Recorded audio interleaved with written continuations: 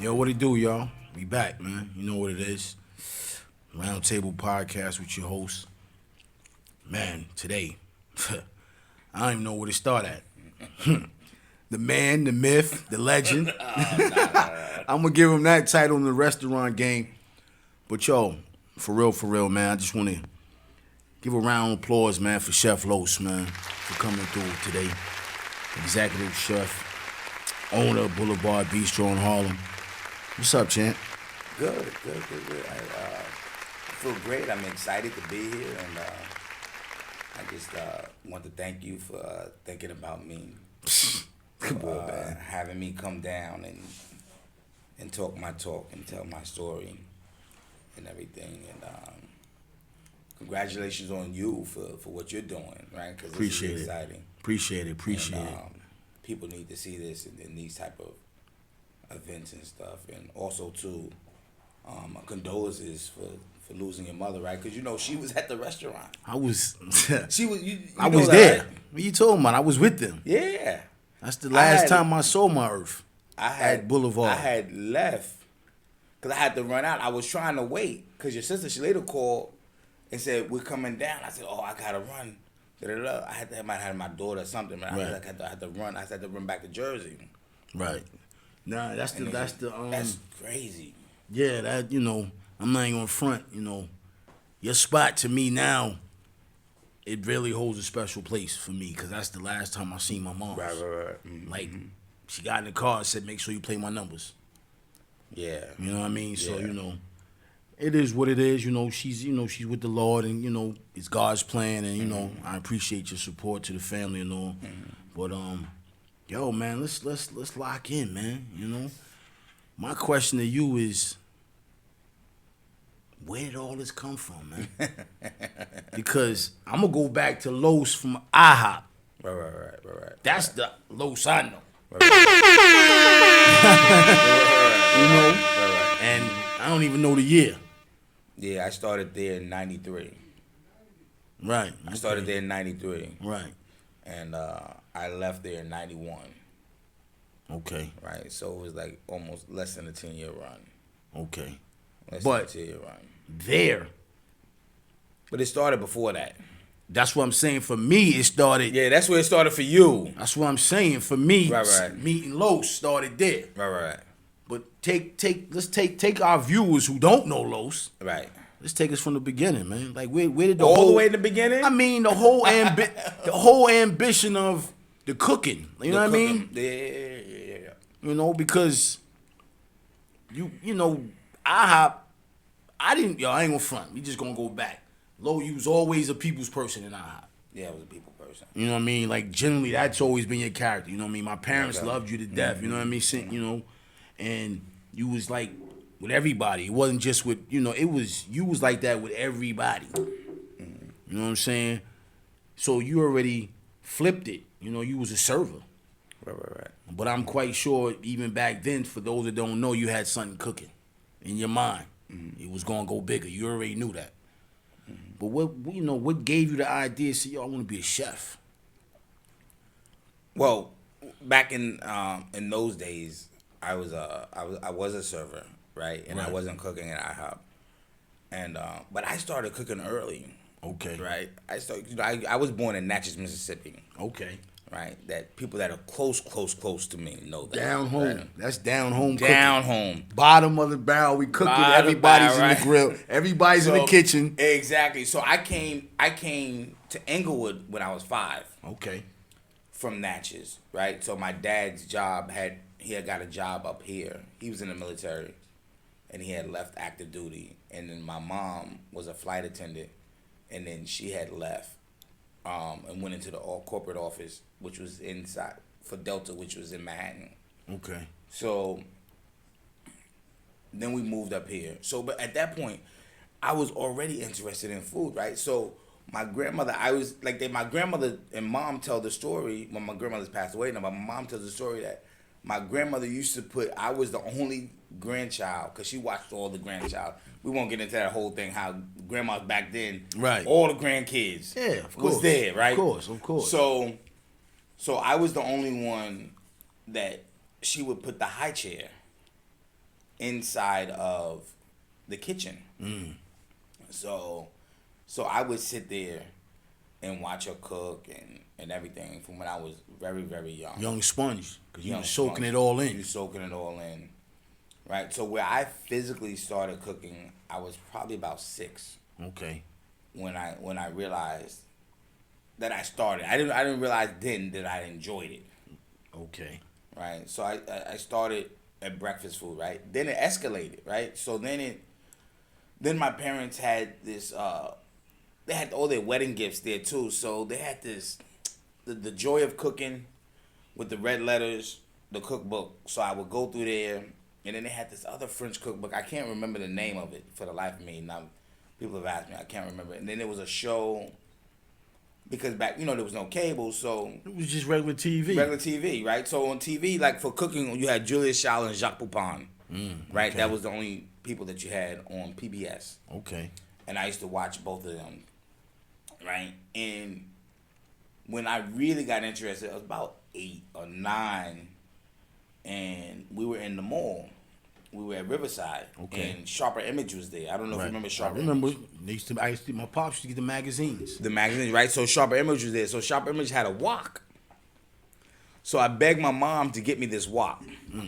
No electrical shit. No, a wok. Yeah, but I'm saying because Sharp Image had all that high tech shit back then. You wanted a wok. Yeah, I wanted a wok. Okay. I wanted a wok. So she's like, well, what are you going to do? I said, I don't know. So she gets me the wok. And I don't know if you remember, because you're a little younger than me, right? Facts. So you're a little younger than me. So there was a Asian store on Palisades Avenue, right? I can't remember the name of it, but it was an Asian grocery store, not the big one that had the fish market everyone went to. Okay. Not that one. It was one on the Ave. All right. So I went in there, and I had no idea, right? This is true. This is facts. Okay. And I started my mom would just get me stuff, and I was like, I didn't know what it was. It was oyster sauce, fish sauce, soy sauce, hoisin, right? All these things that I know about now and what they are, I didn't know. So I was just buying all this different stuff and vegetables and stuff and cane syrup and all this stuff. And I started just putting everything in the wok. Right. 8, 9 years old, I just started putting everything in the wok. So that's where it really, I really started to say, wow, this is fun. Okay, so you was excited. I was excited. Okay. I was excited. And it clicked early on what I did well. Right? So it clicked early on what I did well. So then, you escalate, and then as I get to high school, I'm still cooking, but just cooking at home. I hadn't cooked commercially or professionally then. So then I go away to college, go to Virginia State, and my friends are still, they're calling me the chef down there because I'm cooking in, in the dorm, and I'm cooking in, a house off campus, and I'm cooking. Then I come home. What did you go to school for? I went for business. Okay. I went for business, but I went more for, Of course. the chicks in the reefer, Of course. In Virginia State, out of state, VA, up north. We already know what it is. I went to 88 too. I graduated high school 88. Whew, right? That was a great year. Yeah, so it was on fire by the time I got down there. Scorching. So you do that. You get down there. Get down there. For 4 years? You did the whole 4? No, I didn't do the whole 4. Okay. Right, and I came back home. And then I was working in retail for a little while. Then I got a job. My mother knew the people over there, whatever, and I got a job over there. But I had already worked at what was the first restaurant that I ever worked at was Au Bon Pain at Riverside. Okay. Remember Au Bon Pain? I heard. I'm not even gonna sit here and stunt. Yeah, it was like the sandwich. It's kind of like Panera Bread. I think Panera Bread owns them now. I think, if I'm not mistaken, but it's kind of like a Panera Bread. Okay. Right. So I started there. That was where the first restaurant I was at. That was like 87. I was still in high school. No, I'm sorry. That was the summer. Cause that was like a summer job. Yeah. You get a little paper. A little paper. Fuck it up on one night when you get your check. Of course. You know what I mean? You sick tomorrow because you get paid, 2 weeks back then? Yeah. Get Right. your check. Take home, go to Bennigan's. That's Right. it. Check's A gone. lot of people don't even know nothing about Bennigan's. Yeah, take Bennigan's in Inglewood. You're not gonna get into that. He just told his age. He just keep telling his age because he said PBS. A lot of people don't even know about PBS. Yeah, so there, and then IHOP.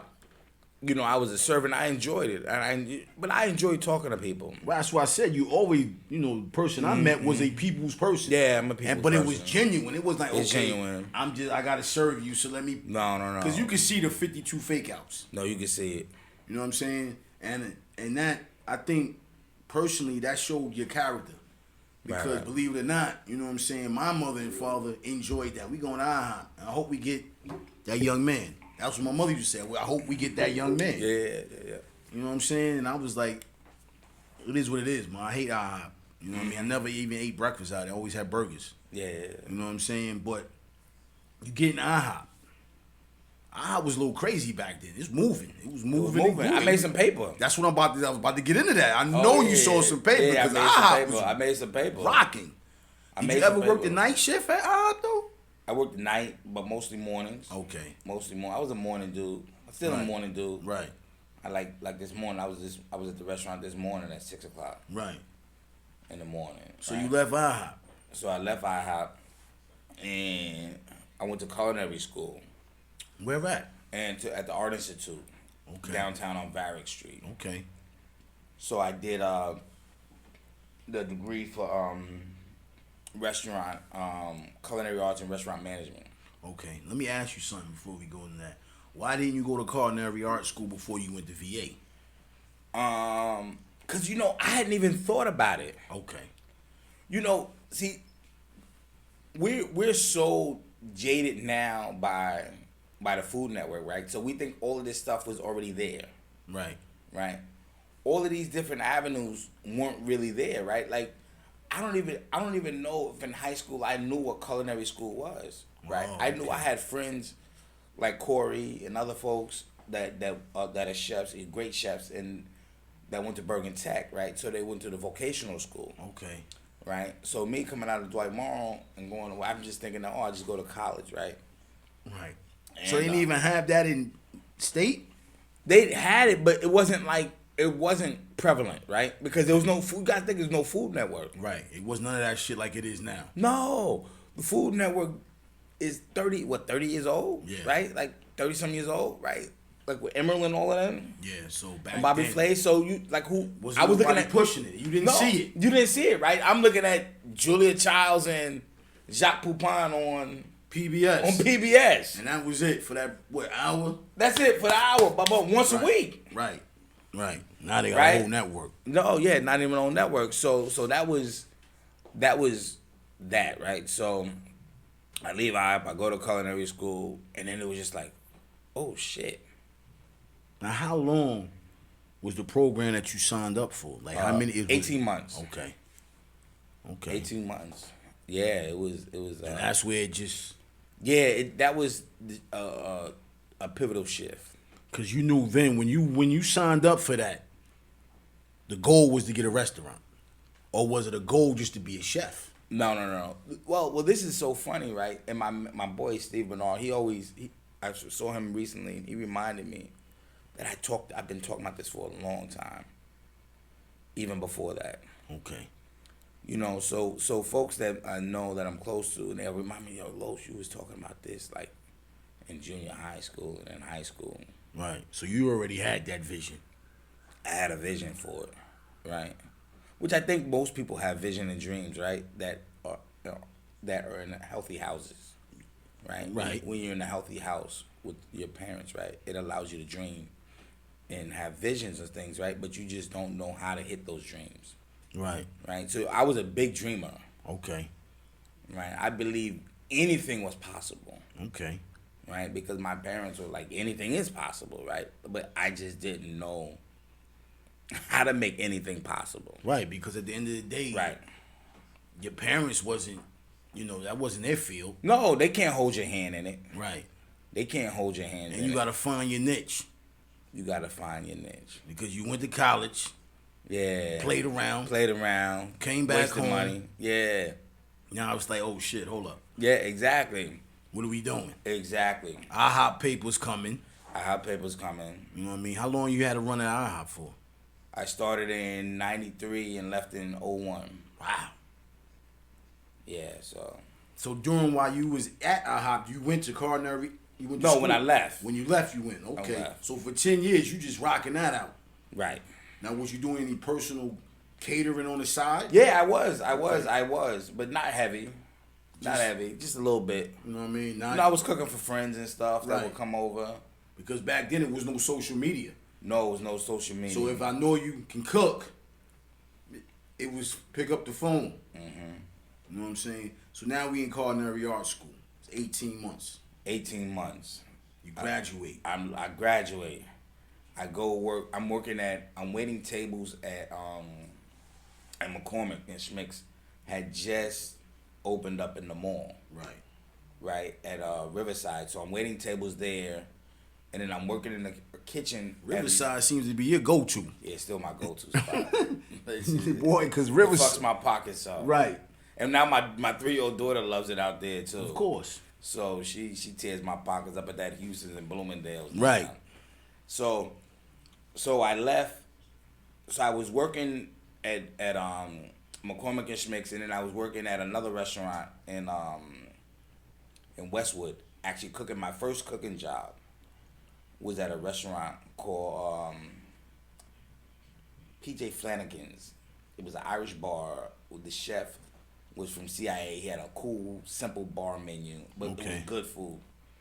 Right, so one of my friends from culinary school said, "Oh, you need a job in the kitchen? Come work over here by you in Jersey." So I was doing that. So this is where it gets crazy. So I was doing that. Then I was doing McCormick and Schmick's for the waiting tables. Right. And then I started working for Jean Georges, who's one of the top chefs in the world, at JoJo's. Okay. That was his bistro over on 64th and Lexington. You doing all three? I'm doing all three, right? So, and school. Right? So I'm like, it's like I'm all over the place, right? And then finally I go to I leave that, then I go to what is that? You had three, so which one you left? I left all of them. Oh, you left all of them. You shut it all down. No, I left all of them after about like 2 years. Okay. I did it for the whole time I was in school. Right.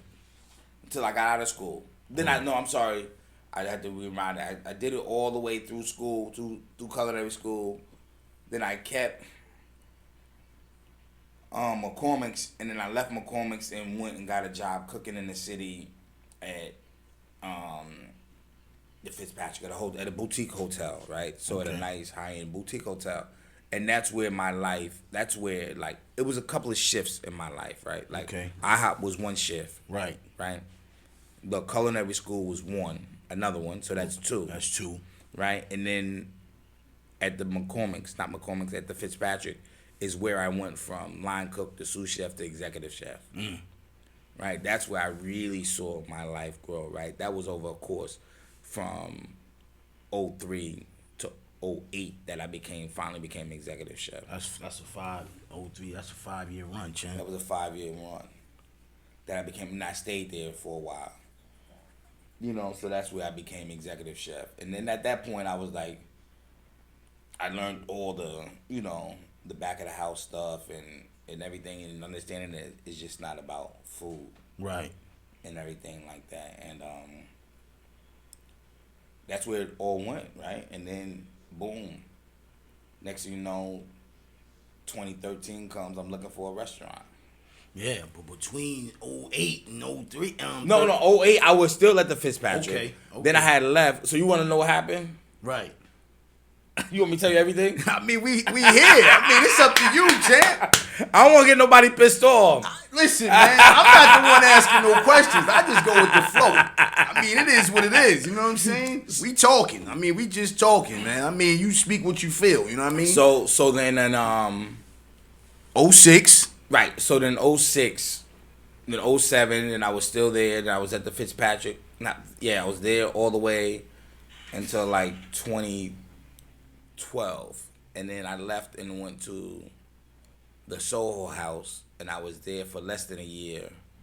And then he's still a really dear friend of mine. He's a chef. I'm not gonna say his name, right? Right. He's not a chef. It's cool. Cause this story's this was a tough story, right? So this is so he was opening a restaurant in the city in Harlem, with a couple of partners and stuff, and he brought me on as executive chef.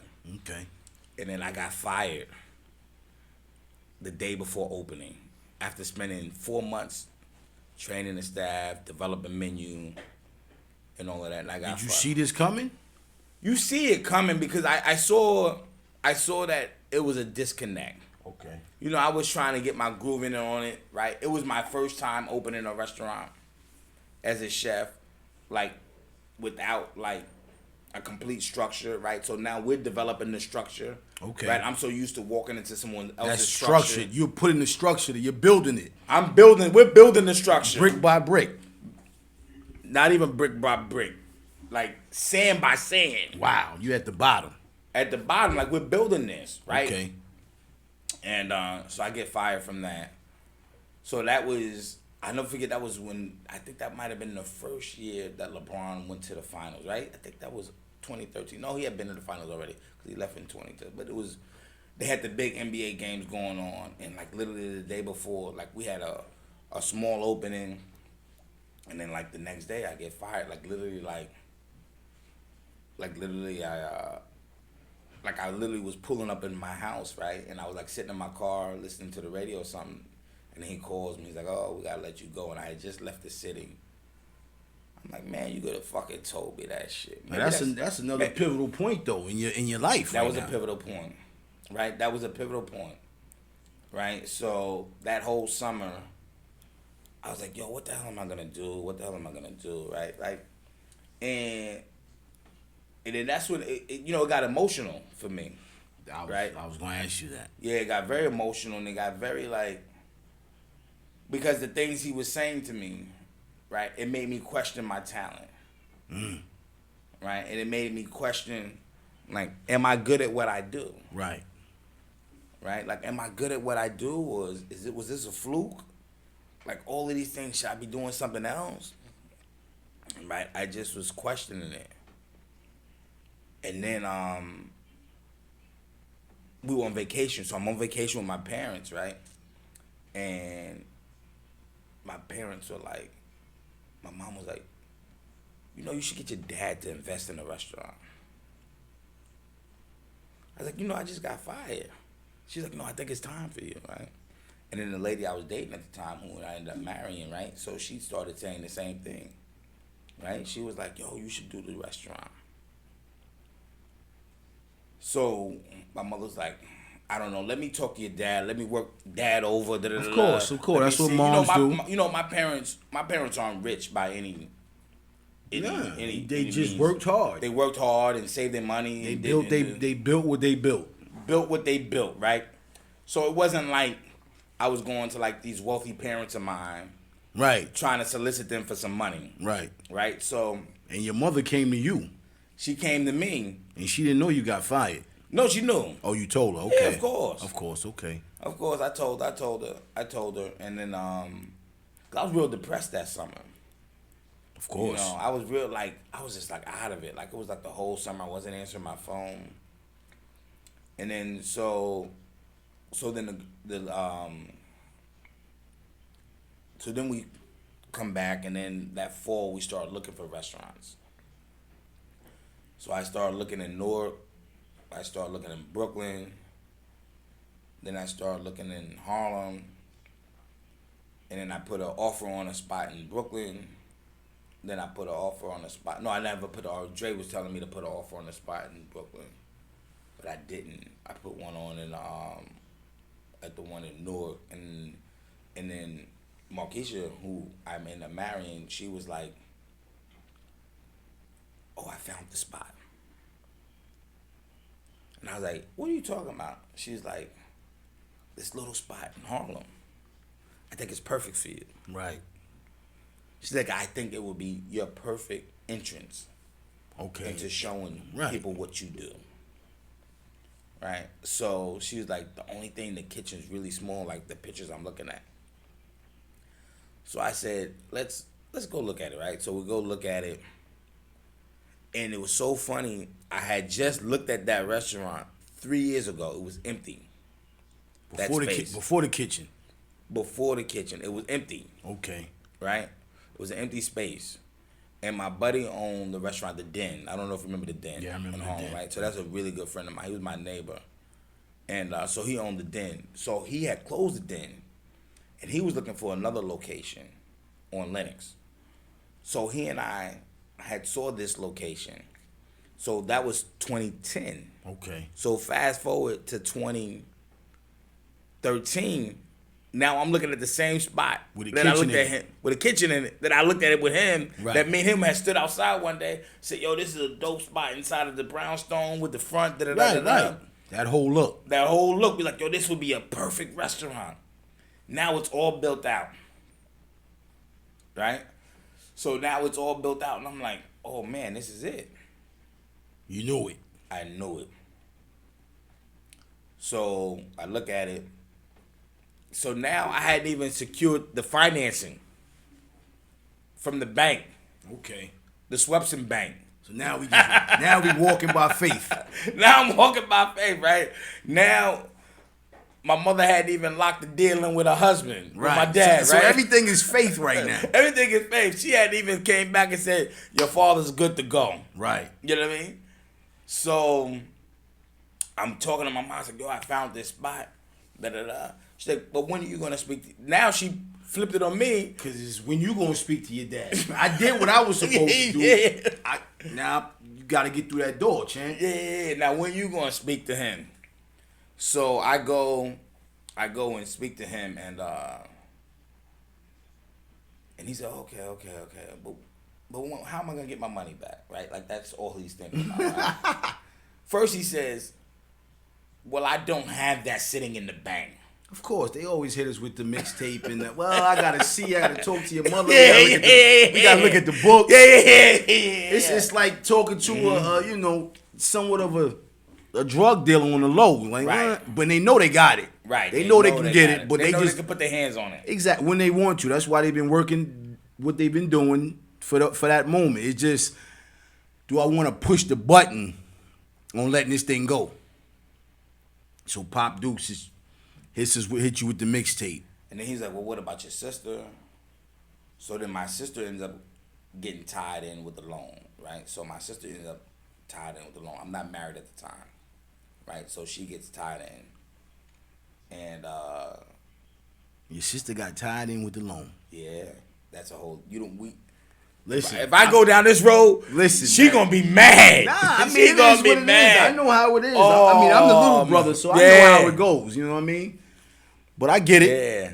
Pops wanted to That's keep like it. Shalita getting the money from, I'm calling your sister out now, right? But that's like Shalita getting the money from your pops, right? Then your pops says, "Well, I'll give you the loan, but Shamik gotta come with the loan. Of course, I didn't be. Listen, I didn't. He need to come over there with you too." I didn't been down that road. And now she's like, "But he don't know nothing about the restaurant." But then your pops is like, "But he's smarter than you." So that's a whole different dynamics. Yeah, now I know the whole game. Now it all comes to like some it other was family stuff. It became a family business. Well, we're gonna get into all of that. We're gonna get into all of that. We got time. We got another hour and a half. We're gonna get into the whole. We're gonna get into the whole shebang. Right. So my sister's tied in. My sister's tied in. So now my pops, he's like, he hits me with the big agreement. He says, "I think you should have your lawyer review this." He ain't say my lawyer. He said your lawyer. Yeah, no, because my lawyer put it together. Okay. Because I asked him for $250,000, right? Right. So he said, "I think you should have your lawyer review this before you sign it." So my lawyer goes and reviews. So I have the lawyer. So my lawyer looks at it and he's like, "This is very detailed." So this your dad? Right? So then I'm like, So we redlined some items and everything like that. So we finally had an agreement in December. So we had found Boulevard Bistro in October. So now from October to December, I'm holding this dude off. I'm holding him off like a baby mother calling you for some paper, but you know you got the check coming, right? It's coming. Yeah, Yo, I got you. Relax. I got you. Relax. Yo, I'm gonna get back to you. Yeah, give me a minute. Yeah, I'm gonna call you. Right. So finally in December, my dad and I, we hash it out. Then I go into escrow. Now the restaurant was already named Boulevard Bistro that I purchased. Okay.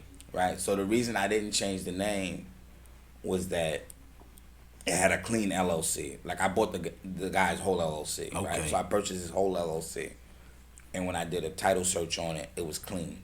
Okay. Right. So I was like, now for the people that don't understand what you mean by it was clean, just explain that a little bit to the. There was no lien. There was no liens on it. Okay. He had paid all his taxes. Okay. Right. So there was no lawsuits. There wasn't anything. It was just there was no judgments. Okay. So it was official. Right. It was official. Right. It's like buying a pre-owned car. I got you. Right. From Mercedes that has low miles on it. Right. Has never been in an accident. One in the owner. Carfax. The Carfax has been parked in the garage. It was kept in the garage. It wasn't kept on the street. Right. So then he and I we agree on a number of what the purchase price was, and then I give him $15,000, and we're going to escrow. It's supposed to be like a 30-day escrow.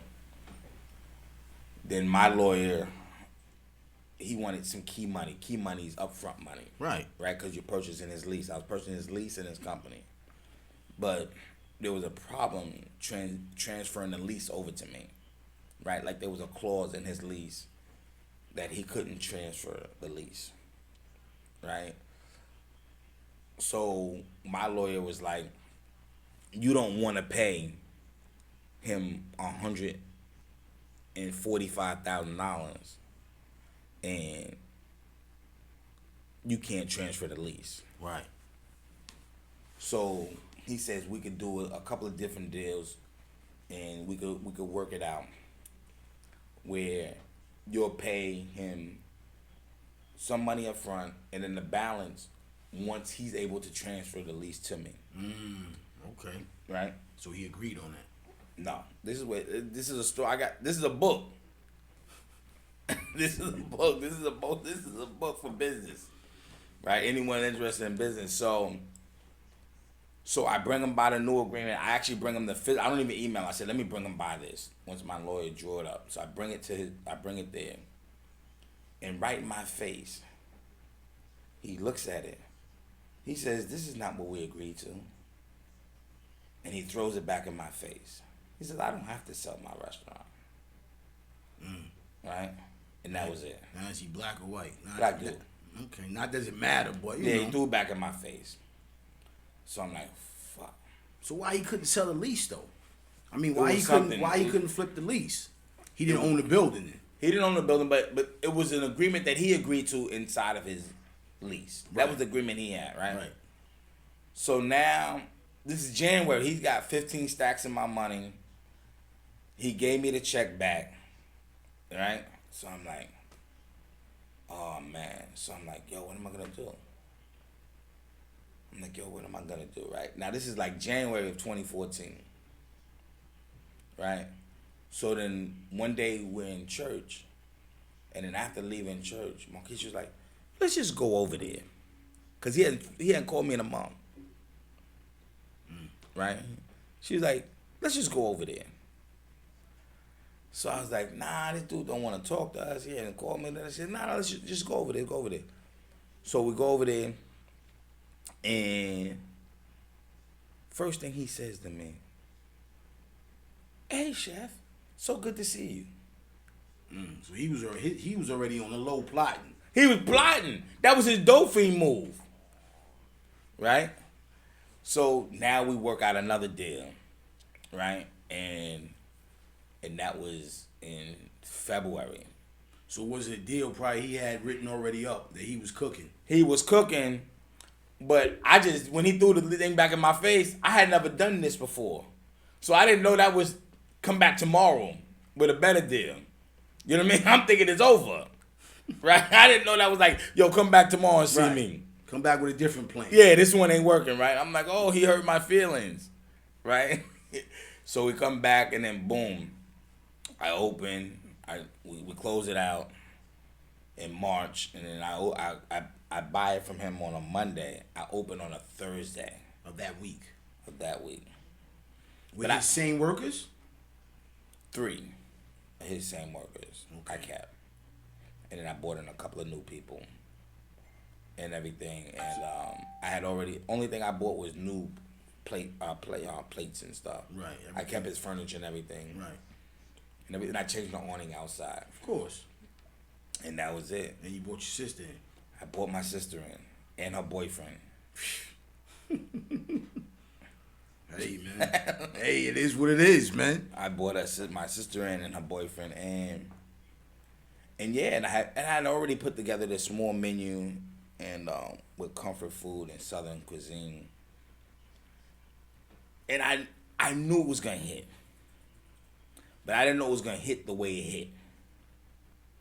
Why you say that? You doubted yourself?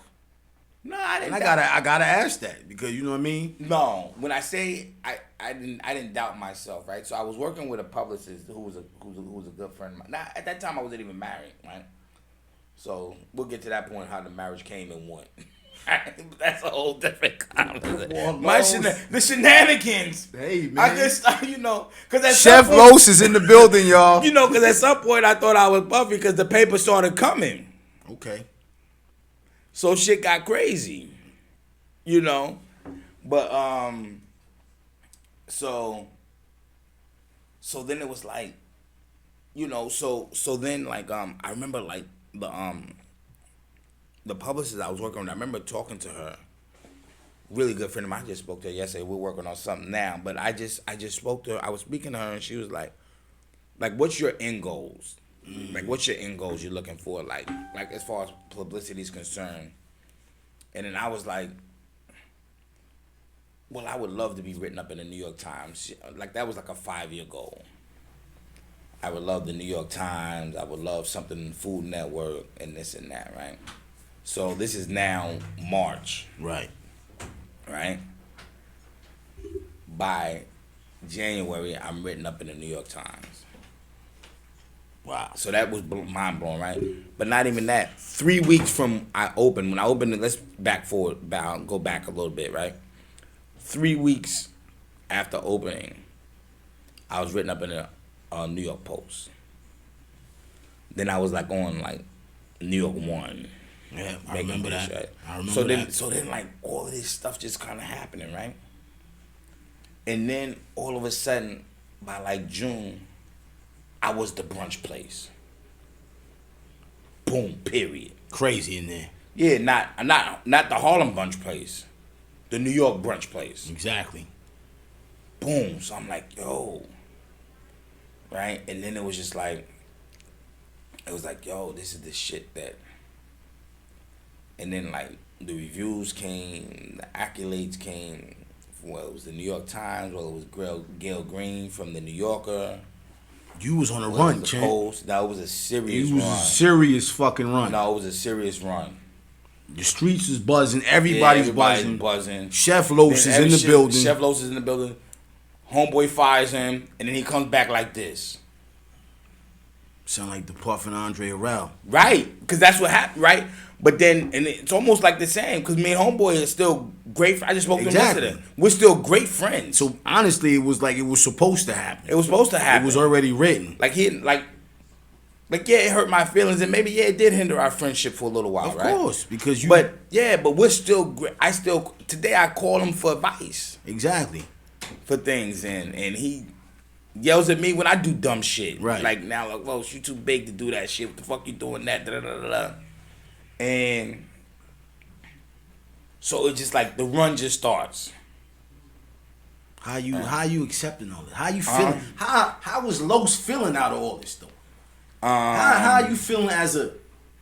I'm gonna say this. Before we gonna take it back to sitting in your grandmother's kitchen, right? While you in that chair. You done did everything. Here, there, back, forth, flip, flopped. Now you Diddy Bop. You toast to the city. I'm seeing it. It's there. It's everywhere. Magazines. It's on top. I'm like, damn, Chef Los is moving. I'm hearing it in the streets. I'm hearing it. Yo, y'all ain't been to. I'm like, wow. How you feeling as an individual, as a man? Because that gotta feel like a. I'm not saying you want some cocky, arrogant shit, but to really be in a place to sit back and say, wow. It's like getting them sneakers before you go to school. You know what I mean? That feeling. Like, I'm gonna be fresh as hell tomorrow when I go to school. I know that feeling had to just, and it was, it's New York. This New York, man. Bright lights, big city. You know what I mean? It's either gonna make you or it's gonna break you. Is your mind at a place where, okay, I'm cool, or is it, I still gotta keep going? No, I kept going. Because we're early on. Because things happen early. Right. So I kept pushing. Because I don't know the business. So, no, I kept my foot on the throttle. Sometimes people just, we get a little comfortable and sit back. Because the paper was coming in, but it didn't start to like, oof, yet. Okay. You know what I mean? It was coming in. You see it, but it's not like, oh. It wasn't like, oof. Okay. It wasn't that trip down to Maryland yet. Okay. You know what I mean? Okay. When you come back up from Maryland, and you're like, oh, we made it. This is the shit we've been talking about. Yeah, it wasn't that, right? Okay. So then I'm just like, wow, this is, right? So now this is 2015, right? And then it's just like, then you say it can't hit higher than this. Right? Like, that's what you really think, right? Like, New York Times, this, that. Right. Like, how far is it going to go? It can't go any higher. Like, this is the epitome. Right? Then it just started. It never stopped. It hasn't stopped yet. Yeah, that's the thing. They say that and that's the toughest business, too. Mm-hmm. They say the restaurant business, after a certain amount of years, if you ain't, after what they say, 5, I'm not sure. Mm-hmm. After 5, if it don't, it's basically like, let's fold up and pack up and... But you full throttle. You're buzzing. Full throttle. Restaurant seats 36 people. Right? Wow. Every day.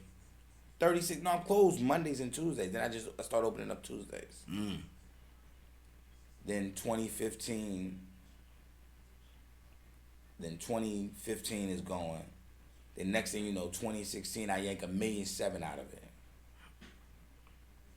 I said I wasn't going to talk numbers because I don't want people to feel some kind of way. Talking shit. Yo, I saw Lowe's. I saw Lowe's, but he didn't look like he pulled out $1.7 million. Because I'm just regular. It ain't about what you look like. That's what I try to tell people. That's the problem. That's the problem. Niggas want to look so good that they'll be broke looking good. No, I jump on the bus and the train, and I go right into my restaurant. Right? I take an Uber just like today. You said, why you outside? I said, I took an Uber. I come from the city. Right.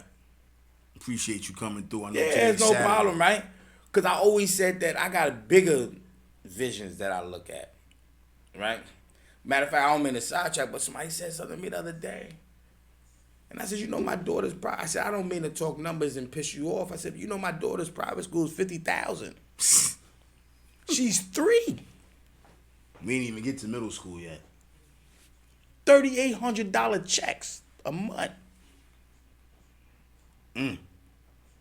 So I guess that saying is true. Don't worry if I write rhymes, I write checks. Yeah. This is her second year there. Right. And I just enrolled her for next year. I just got off the phone with them actually yesterday. For the next run. Somebody said, oh, you better, thank God you didn't put her at Dwight Englewood in Englewood. I said, her school is $20,000 more than Dwight Englewood. They said, really? I said, yeah, really. And she's only 3. Whew. Well, this is what we hustle for. So sometimes a lot of things aren't important to me anymore. Exactly. You know what I mean? I got a lot of things. I'm so grateful. Of course, because in 2000, you said 15, it was 1.7, you said? Yeah. On the Richter. On the Richter. Now, you reach that. I mean, you see that. That's when I got crazy. That's when I got crazy. When does the wheel start to turn? I mean, are we going to do a second Boulevard? Yeah. No, I'm already looking into second place. Okay. Matter of fact, 1 year in, I'm looking at a second place. Okay. Right? My man at the time, Andre Scott, right, from Teaneck, my boy, dear friend of mine. He and I already looking at second places. Right?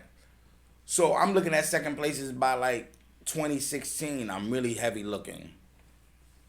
Finding places. 2017. Then I split up with my wife. In the middle of everything. In the middle of the whole fiasco. I'm fucking all types of money up. I'm doing everything in business that they tell you not to do. Taking out bad loans because I overspent here, so I need a quick 40,000. Typical shit that we niggas do. I gotta say the word we niggas because we get to that level and then we start to bullshit and do dumb shit. But it's all about the learning process too. It was all about the learning process, right? So then 2017, and then it just was like, I don't know where this shit's gonna go. Now is Pops paid off by then? Pops got paid off in 5 years, but we'll get to that. Okay. It was a 7-year deal. Oh, it was a 7-year deal with Pops. I paid him in 5. Wow. I dope fiend him for the next project because I was thinking ahead of him. Right. So you already figured if I give it to him early, to make it look good for the. But then he backtracked on me for the next one, the location I'm at now. Right. Right? Because I went to him, and he was like, at the time, he was like 78. Right? And he was like, I'm 78 years old. I don't have another 5 years to wait to get my money. Right. Right? So that was that. So now at this time, I'm like 17, marriages in shambles. Then I just complicated even more. My wife at the time, then we were going through IVF at the time. So we had like a frozen embryo. And then like in the asset split, right? So the lawyers are like, well, what are you going to do with this? You know, it was named, like the embryo, the frozen embryo was named in the asset split, right? Like when we're going through everything. And I was like, well, I don't know. So then I said to her, well, what would it look like if we weren't together and we had a baby? Like, what would that look like? Right? So this is you and the lawyers and her sitting down. Right. Like what would this look like? Right? And now that time I had moved out. You know what I mean? I'm in Fort Lee. Like I had moved out. Right? So I'm like, well, I don't know. So then we talked that out. And then we ended up having our daughter, and then we opened up the next restaurant. You know, and then yeah, you know, when I tell that part of the story, right? Right. The only people that get it are my white friends. None of my black friends get how you had a baby with someone you weren't with on purpose. Through not sex, but through IVF. I mean, it was already talked about. Yeah, I went through everything. Right, you went through it everywhere, right? Why not keep it going? Keep it going. Why keep not? it going. You know, I respect. I tell all the time. Sometimes I wish that we didn't get married, right? And we just were business partners. Do you think that fucked it up? I don't want to get personal. Nah, let's get it. We already you know here. What I'm saying? Man. I don't want. I'm not with the messiness, but nah, we're not getting messy. Right. You know but what I'm we're just talking facts, right? Like, you know, because she's a great business person. Right.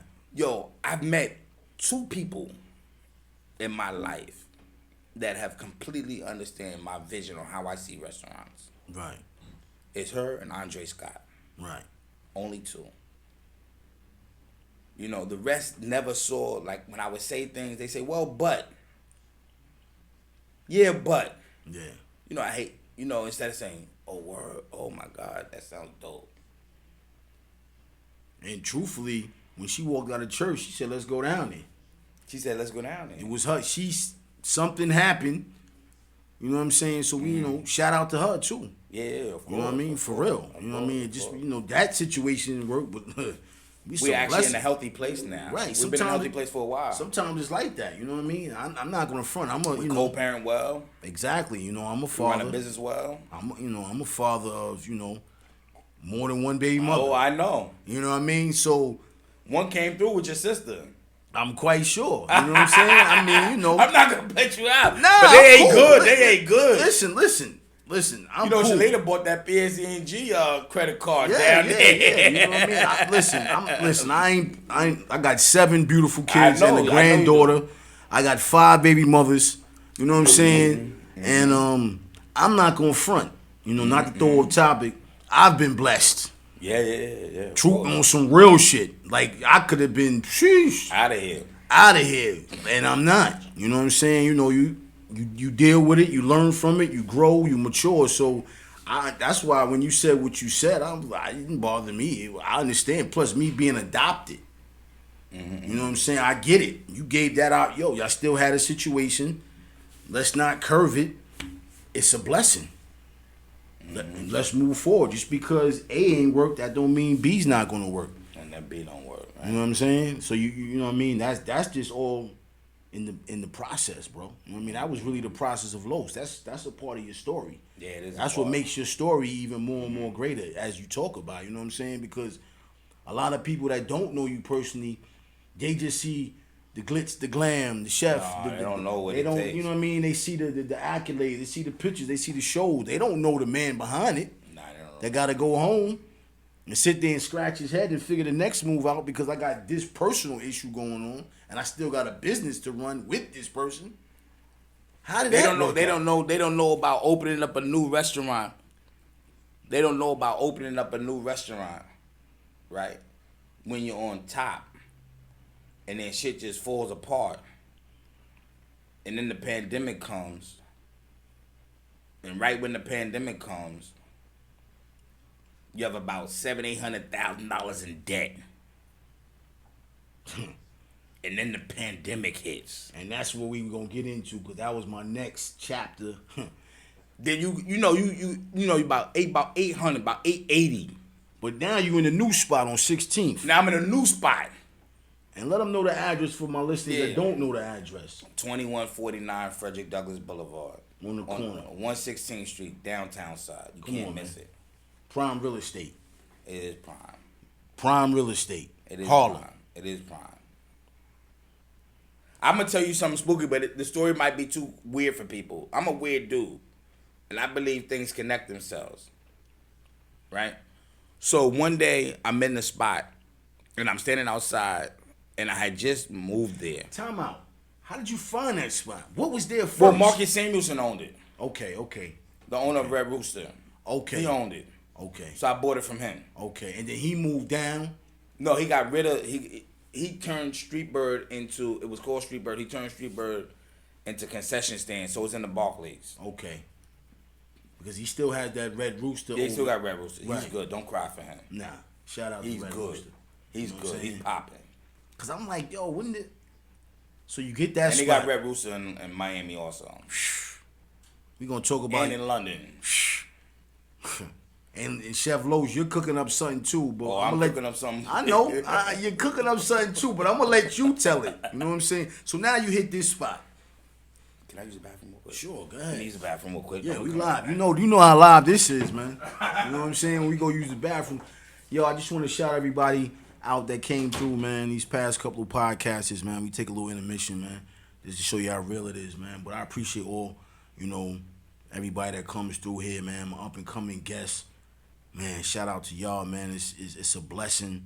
I'm not going to toot my own horn, but I'm 3 months booked, locked in the building with guests. A lot of dope individuals coming up here, man, from crypto to the music to more entrepreneurs with the clothing. And I got a whole list, some more great MCs, man, it just goes on. But to my past guests like Hair Brew and my man Rob and TT the Teacher, my guys, the Brush, the Do Brush. Sorry if I said it wrong. The Brush, Pennies Make Dollars. You know what I'm saying? All those brothers, man. My man Poe, Man, Drinks by Shawnee. Everybody just been coming through, man, blessing the stage, man. Shouts out to y'all. You know what I mean? It's been a blessing to have those guests, you know what I'm saying? Some military brothers, man. Shout out to Tasha Purnell, man. You still a winner. Just appreciate everybody that, peoples. you know, came through. You know what I'm saying? She's a day one at the bistro. Right, you know what I'm saying? Since I first opened. Shout out to her. Just bigging up everybody that came through in the past, man. You know what I'm saying? And my brothers that served in the military, shout out to them, man. That came through, man. And like I said, this is a blessing, man. We're going to get back to this interview. So we move over here. You got to get Rollo up here, too, man. Shh, listen, See, I'm going to say something, but I know Rollo going to want to check when I say this. Right? Rollo gave me the name Chef Los. Rollo started calling me Chef Los. Rollo had just came home and was in the halfway house. Right. And in his office, he had a kitchen. And I used to cook up there. Okay. Inside his office. And Rollo gave me the name Chef Los. You ran with it. I ran with it, yeah. Wow. Tell him I'm about to trademark it too. He might already did it. Knowing him, he might have. He might already I might get did. down there. I might get down to 100 Center Street and find out that you might need to check that out. Water. You know what I'm saying? We on 16th now. Yeah, we on 16.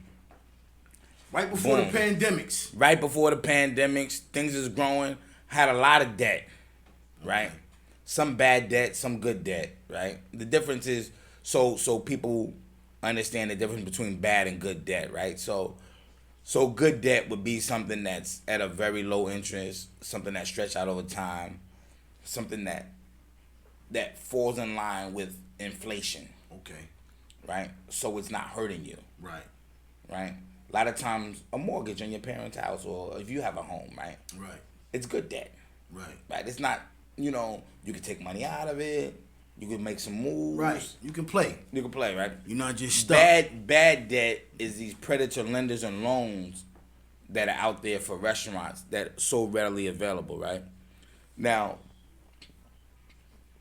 I could ask my man for $50,000, but he gonna bring me all 5s, 10s, and 100s. You get what I'm saying? Or I could go to one of these predator lenders who worse than my man, who's gonna bring it to you legitly and give it to you within 48 hours. Right. So that's what I did. Cause when I moved into the new location, right, I borrowed what they call hard money, right? So hard money was tied into high interest loans, right? So I borrowed some hard money. I borrowed maybe about $300,000 in hard money, about $350 in hard money. So had everything that I planned out went the way it was supposed to go, that would have been boom. So the heavy loan, the heavy interest on it wouldn't have really affected me, right? But because it didn't go that way, now all of a sudden I'm not even open and I'm paying back that money. Right? So finally it opens in 2019, right? So it opens in May, the new location, 2019. By the summer, I'm moving. I'm grooving. Dead there still. By the wintertime, oh wow, this is gonna be good. Then January comes, yeah, this is great. I'm getting everybody in order. I'm getting my business in order, the business side. I got my financial people, they're dealing with these hard money people, trying to restructure those loans. Right. Trying to just pay them off if we can at some point. The week before the pandemic, Before they started shutting everything down. Before they shut it down, they started talking about it. Then I was like, yo, what would it look like if they shut this down? Then they just shut it down. Woof. Now you got to tell your employees. Now I got to tell my employees. Now this was before that $600 a week they was getting to go out and get them crab legs, right? So this was before that. Right. This was before that. Right. This was before that. But, I've been thinking about this all week, about the interview. You being once a server. Right. You know personally. Mm-hmm. Once y'all told, listen, we shutting this down. You as a server that once was a server, How was your mind going? How was just like, wow. Because everybody don't know the 600 coming. Let's keep it real. We don't know. That's what I just said. Right. You didn't know it was coming. We didn't know it was coming, so everybody's looking around. But you got the people depending on you, but you were once one of those individuals. So now I'm like, holy shit. What the fuck? Besides your other shit you got going on personally. Yeah, personally, life is in shambles. Right. Still paying because the pain don't stop. The pandemic came, but the bills are still coming. They still so like, now, yo, what's up? Oh man. So now I'm like, what are we gonna do? Right? My last week, the week after the payroll. The week after the pandemic, right? Mm-hmm. I was 13,000 short on my payroll. Right? This is all facts. 13,000 short. 5 years ago, it was 1.7. Oh, man. I'm 13,000 short. Right, now you short 13K. On my payroll.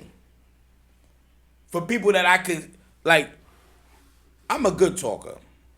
But I can't go to you and say, Shamik with 7 kids, I can't pay you this week because I'm short. I'm trying to figure this out. Just give me a minute. Right? Woo! That's a hard pill for you to swallow. Exactly. Especially when you was banking on that check to come through. Then you're banking on that check to come through. Now I got to deal with your baby mother. She's calling, cursing me out. So, how many employees you had at the time when all this hit? I had 38 employees. Right? So now I'm like, now I just fast forward, right? So now at this point, I know people, right? So now I get up on CNN, I get up on this, I get up on that, and I'm like an advocate. I'm on MSNBC, and I'm on Fox News, and I'm in the New York Times, and I'm just talking about this pandemic and what it's done. So now I'm trying to make people understand what it's done for the hospitality and the trickle down. Okay. On what it is. You hustling. I'm hustling, right? But I'm trying to buy time because I don't know. Exactly. You're right. You hustling. You trying to figure it out, but keep people at bay. I'm trying to keep people at bay, and they say, Chef, we didn't get our check. Oh, I saw you on da-da-da. And then, so then we're just doing to-go orders, and this Uber and these Grubhubs, they're predators. They're the worst, but I don't even want to give them that much energy. So I'm doing to-go orders, and it's like, now I owe people money. Now my staff, right? Now I just talk them into, I need you to just come in, like a few of them. Like a couple of them I just kind of picked out. Now they hadn't got no check. So now I said, I can't even have them come in. I don't know when I even have money coming in. Right, the reality hits. Right? And so then I'm doing like $800 a week in to-go orders. Right? Right before the pandemic happened, I was doing 72 a week. And still was short on payroll. Because I had so much debt, but I was chopping at it. Like bang, bang, bang. I was chopping at it because the money was coming in. Right. Right? So I was chopping it down. So then I'm like, yo, what am I going to do? Then all of a sudden I hear Trump talking about some PP, some P something, some PPP something, loans. some PP, something, da-da-da. Like, what is that? Then, like, my other restaurant friends that own restaurants, like, yo, you go, here, take this, fill it out. Then here come the predators again. Yo, I think I could get you the money. I just need this percentage. And I'm like, what? That doesn't even sound right. Now I'm already hip to them. Right. So I end up I deal with a credit union. I don't deal with a traditional bank. So I deal with a credit union, Infinity. So I end up filing for the PPP, and I got it in like 6 days. The first one.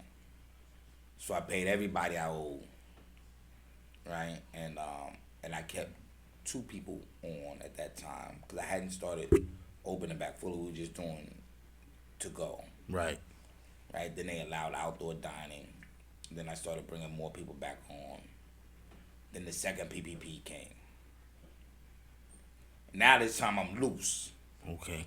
Right now, I had restructured my business. Right now, I had put people in place to restructure my business structure on how it was structured and everything, and put P&L statements together and make sure. I mean, I had already filed my taxes. I had already. Right.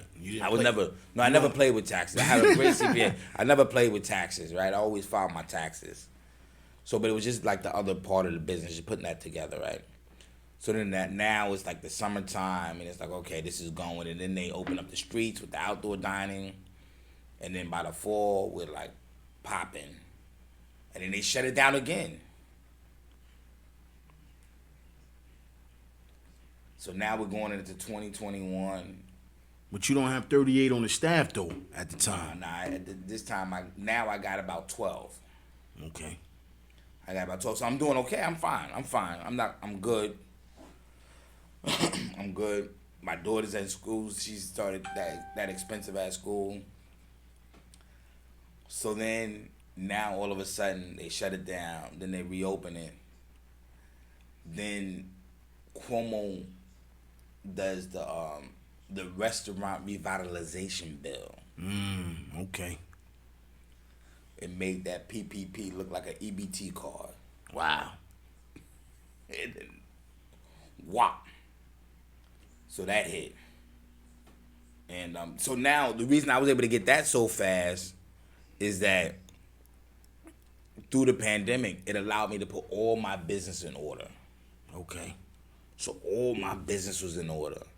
So when it came time to do that paperwork in early 2021 for the restaurant revitalization bill, shit was in order and intact. It just took 2 seconds. Right. It was going to an email, whoop, whoop, whoop, whoop, whoop, and sending it to them. That's it.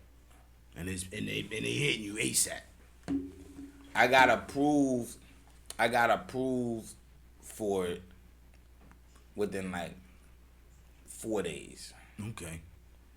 The next day it hit my account. And it took everything in my power, I'm going to be honest with you, not to turn into that 2017 lows. Hey, man.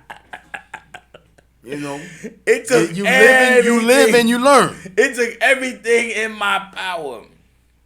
1 foot in, 1 foot out. Like, it took everything because I knew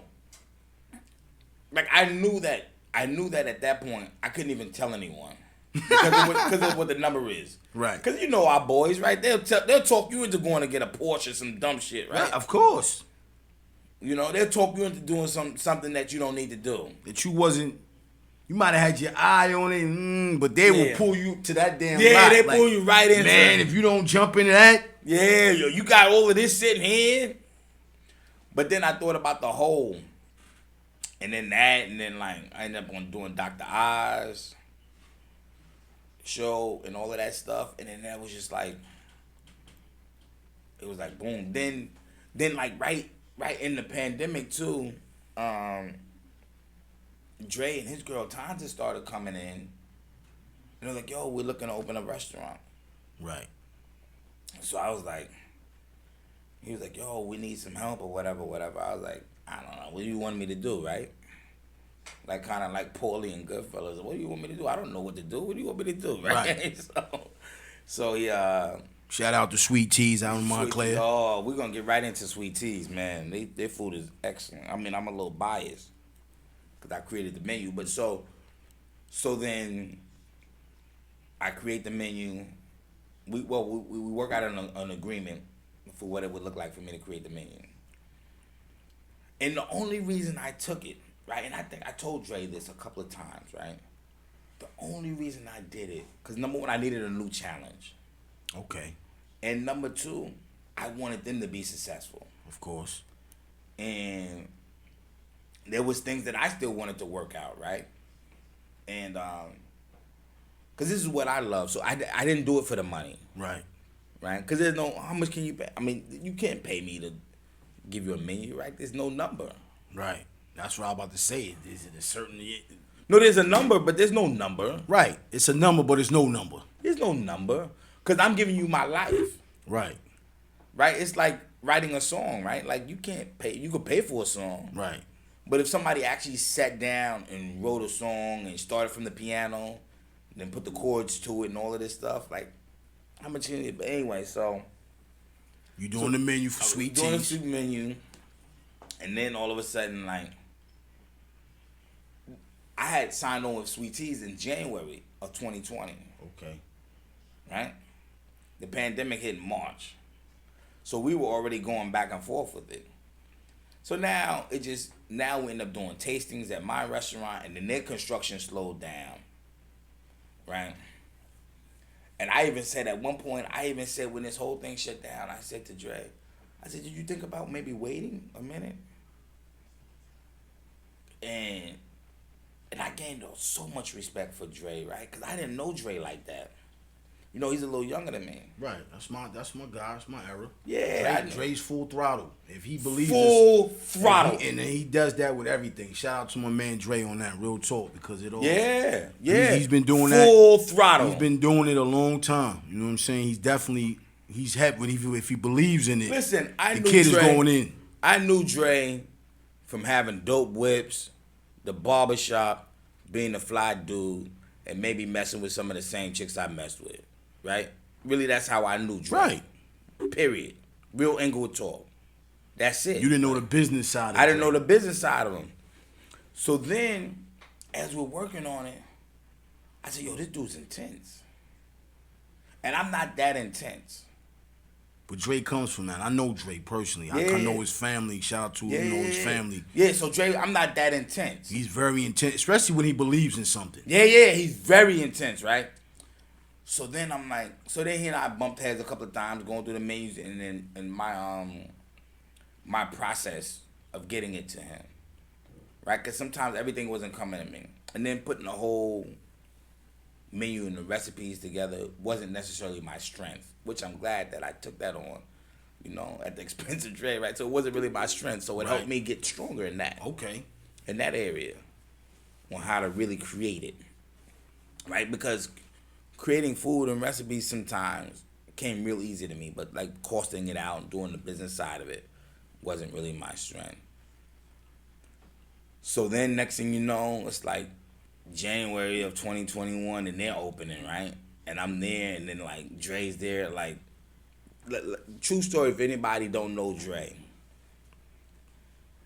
I said, Dre, I got to get to Boulevard in the morning, so I got to come to you early and help train the staff. He said, what time you going to get there, chef? I said, 6. He said, all right, I'll see you there at 6. 5:15, Dre called me. Where you at, chef? I'm on the road there, baby. I'm on my way there. Everything I made in the kitchen, he asked me every right question and just kept asking me and kept saying, how do I get this to look like this? Is this how it's supposed to taste? This is perfect. Like, he developed a chef's tongue. Right. He developed an eye to what something's supposed to look like, what's supposed to, a nose or what it's supposed to feel like. So that ended up being a good experience, and they're doing phenomenal. Right. You know, they're out of here. Now, how does that make you feel though? Because at the end of the day, you know what I'm saying, another brother came to you. You could have easily been like, nah, I got the BM. You extended your hand. It was a challenge, which, you know, elevated your game even more. Mm-hmm. But to see that launch, once again, we always sit back with our arms crossed. I'm like, yo, that's, you know what I mean? Because at the end of the day, bro, you're solidified. Let's just keep everything funky. Mm-hmm. You did that on the strength of them coming to you and supporting you. Yeah, they support me. You know what I'm saying? Still do to this day, you know what I'm saying?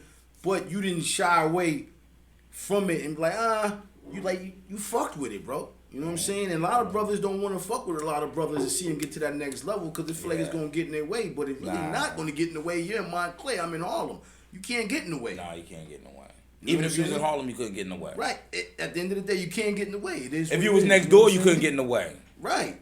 But we don't want to go down that conversation. We're not going to talk that crazy, man. You know that's not crazy, but that's with anything. Of course. Because that's...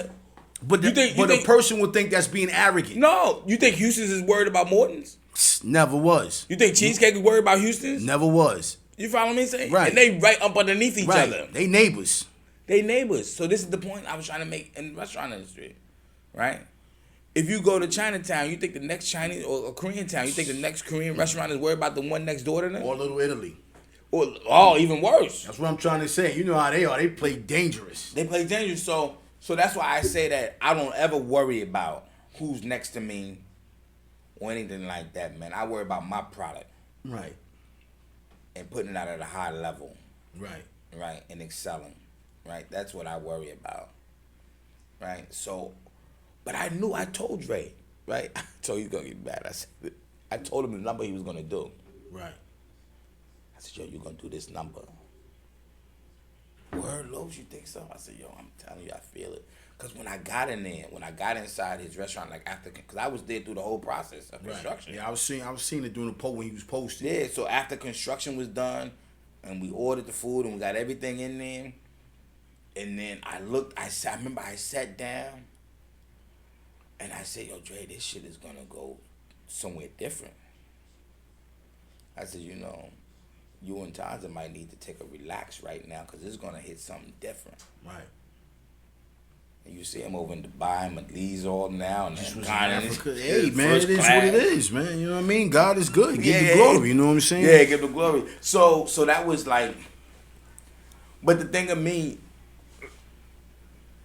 I felt good. I still feel great with their success and in their restaurant growing. Right. But one of the things that really for me, like to be selfish, one of the things for me that it really pointed out to me that my food travels, that my skill is just not this, right? So I'm gonna take it a little further. So it really set me up to say that I'm ready for a cookbook. Because that was my question. Right. I was about to say, what's going on with class, teaching? Yeah, so it said I'm ready for a cookbook. But before we hit that, Mm-hmm. I got to ask this. You've been in this game a long time. Mm-hmm. You've been in places that some people are dreaming to get you. Just from your skill, your art, your love. What is the biggest mistake that you made in this business? Just one? I made a few. I'm saying, because we got some people that's listening that's trying to go there. That's one of Dre's success right now. Is that I told them all my mistakes. Because I feel like people need to hear the mistakes. I They told just see them the all. accolades, but they No, don't see I the told them mistakes. all my mistakes. One of the biggest. I made a couple of big mistakes, right? Early on, I made some big mistakes by spending all this money that I didn't have to spend. But that's one thing. Okay. But the biggest mistake I made, but I didn't know, so I don't really count it. Okay. But the one I made where I knew, which I think was my biggest mistake, and I told Drayden and this too, and they ended up hiring him. So I hired a project manager for my new restaurant, and that new restaurant was a tough deal to close. It was the landlord was tough as nails. You know, it was a tough deal to close, and I finally closed the deal in June, and then Rebel was born the next month in July 25th, right? So my contractor and then my designer and architect, my project manager in August, and he already knew the situation I was in. Right. Like I had borrowed this hard money, that I was on a strict time period. I needed to be open by November in order not to go bankrupt. Like it was a time schedule, right? So the project manager said, you need to fire your contractor and your design and architect because they're not going to hit your timeline. They don't know what they're doing. They're not going to hit the timeline. And I didn't. And everything my project manager told me that was going to happen by not firing them happened. So my arrogance, That's right. And your ego. my ego allowed me to say to someone who I hired to help me with something I didn't know. Wow. Right? So think about your ego, right? Right. So I hired you To help me with get to where I need to go. You telling me, but I'm not listening. But I'm saying no. Right? So then all of a sudden now the ships the wheels just start falling off. So that was probably the biggest mistake that almost crushed everything. Wow.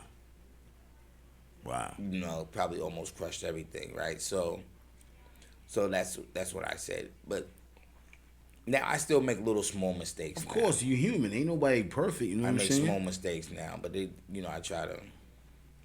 What about another location, man? You know. What about You another? heard something? I'm asking. Listen, my man. Everything I'm doing is asking. You know what I'm saying? Because 116th is the flagship right now. No, I'm working on something big. New York, Jersey. No, it's gonna be in Jersey. Okay. Now let me ask you this. Sooner than later. Which I believe, because I know you're in grind mode. But the question is really, I'm telling you this from experience of I'm a food connoisseur. Which you know I love to eat. It seems like, from my experiences, okay, you got Jefferson's. I'm just blowing something out there. Yo, that little hole in the wall spot be rocking. Now Jefferson wants to get tables and seats. The food ain't hitting like it was hitting when it was in that hole in the wall. Are you afraid of transitioning to that? You know, because sometimes when you leave that hole in the wall and try to get a couple tables and broaden the menu, it fucks up. And I'm quite sure you know this already. A lot of hole in the wall spots be hitting. Everybody want to feel like, yo, we popping, we can do part two. Part two be a failure. I mean, how does that? You asking? So the question you're asking me is, am I worried about that? Right. No. Okay. No, I don't have those fears. Okay. You know, I believe in the product. Well, why do they lose? Why does that happen? Let me ask you that. I don't know. Like, it's a lot of reasons. You know, restaurants aren't just one reason that they don't keep moving. I'm gonna be honest. This is my personal opinion. I feel like this, and I'm gonna say this about the black community. I feel like a lot of people can cook at home, but they can't cook in a restaurant. Yeah, I mean, you have to explain. You have to tell people that. I mean, I can sing in the shower. That doesn't mean that Pastor Taylor wants me in a choir, right? Like, because I say this, you open up something. Okay, we got Jamal cooking. Everybody's going there because Jamal's cooking. Because everything's a taste. You already know that, Los. It's a taste. Now we going there because Jamal got the wings banging. 3 weeks later, Jamal, yo, I ain't there no more. All right, you go there, get the wings. The wings ain't hitting like it was when Jamal was there. I feel like in the black community, when it's too many cooks. Like, it's 1 week this guy, next month is this guy cooking. Like, you can't have, Jeff can't cook like John. Well, I think you touched on something that goes a little further. Okay. I don't want to get too complicated on folks. But I think one of the things... And those names, let's be clear, is nobody personal. Yeah, these are just names I'm throwing out there because we talking. But one of the things is that... One of the things is that, you know, I'm a chef by trade, right? That's what I do. But passionate chef. A passionate love the game. Chef. I love the game. Part of what excels you as a chef is being able to duplicate something. Right? That's, you know, else you would be your grandmother. That's it. That's what you would be, a home cook. Right. Right? That's what you are. Right. If you can't duplicate it at a high level, Okay. you would be a home cook. But part of the professionalism of it is being able to duplicate something on a high level repeatedly, right? That's why sweet teas was so important to me. And it meant something to me, right? Because it showed me creating a menu, helping train the staff, and duplicating something on a high level. In a whole nother area. In a whole nother area. A whole different demographics. It allowed you to open up your mind to this cookbook we talked Whole about. to the cookbook, right? So, because it's the same thing. That's what it was. It was a cookbook. I did a cookbook, right? Because that's what you did. Right. You did the cookbook for his restaurant. Right. So that's what it was, right? So the important part is to be able to duplicate, but it's a lot of hands-on, right? And one of the toughest things to do in this industry, right, is not necessarily training your staff, right? But one of the toughest things to do, and this is what kind of gets back to what you're saying about Jeff and the wings, right? One of the toughest things to do is to get you to buy into my vision. Okay. Right? Now you telling this to another individual that's working under you. No, under me. Okay. He to buy into my vision. Right. He got to believe in you. He got to believe. He got to believe in you. He got to believe in the product. That's true.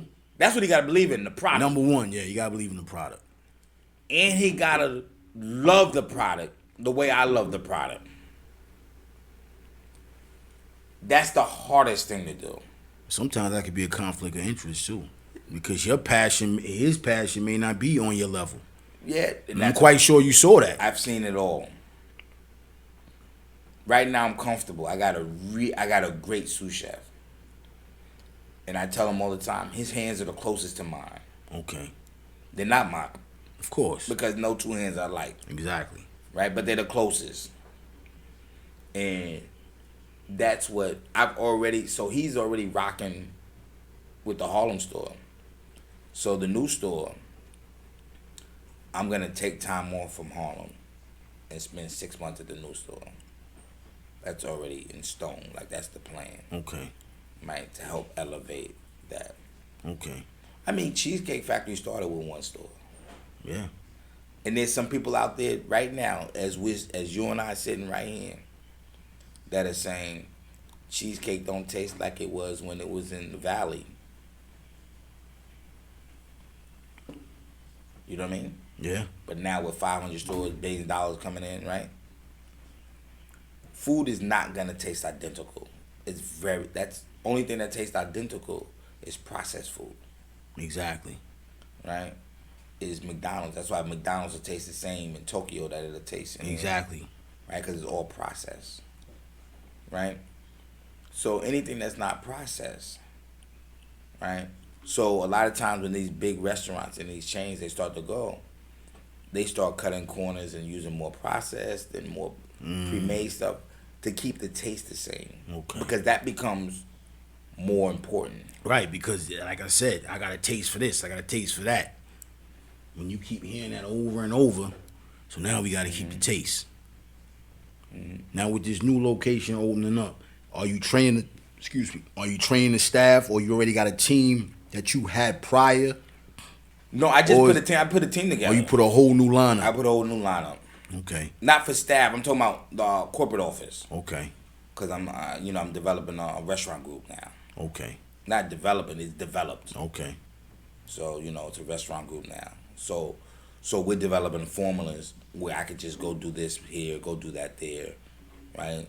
We could go wherever. I could go to Princeton, New Jersey. I could go to Camden. I could go to Teaneck. I could go to Baltimore. I could go to Raleigh, North Carolina, because the system is in place. Right. The machine. The machine.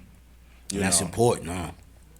That's very important, right? Getting that machine in place with anything. Right, that's what I'm saying. That machine is important. I mean, how long you think you can't do it on your own forever? You know what I mean? Two things that are most important: the product, Always. and the paper. Okay. Right?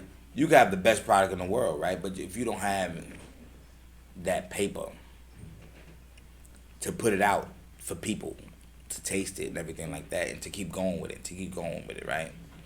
Then you're just gonna be a story, right? You're just gonna be like, oh yeah, I remember that guy. Yeah, his food was pretty good. His brunch was fun. Right? That's what you're gonna be. Yeah. Right? So you have to put that paper together. So with that paper in place and the product, you can't lose. It's tough. You can always lose. I mean, of course, but I'm just thinking how we think. We think we're not gonna lose. Nah, you can't lose. You know what I'm saying? I don't believe you can lose. I don't believe if your mind stays on the product, Okay. you'll lose. But I'm a chef. So I think everything is about the product, Okay. right? My CFO thinks it's about the number. Because that's what he deals with. That's what he deals with. He thinks it's about the profit. I think the product outweighs the profit. Of course, because without the product, it's no profit. Right? Like, you know what I mean? Yeah, it makes all the sense in the world. You know what I'm saying? So this cookbook, man. Let's talk about that a little bit, man. You sketching? You got a few things. I mean, what we doing with it, man? We going global with it? You gonna be what we gonna do, man? Noble, what we doing, man? Barnes and Nobles, what we doing, man? Yeah. That's the goal. Of course, it's always the goal. Yeah, that's the goal. So I just really started working on it about this last year. Right, so it's gonna be a memoirs. Okay. Right, and it's gonna be food told through stories. Okay. Right, so it's gonna be about my life. Okay. Right, and it's gonna be tying into stories, and in the end, it's gonna be Boulevard Bistro. So it'll be a Boulevard Bistro cookbook. Okay. Right, but then you'll hear the whole journey on how I got here, and tying into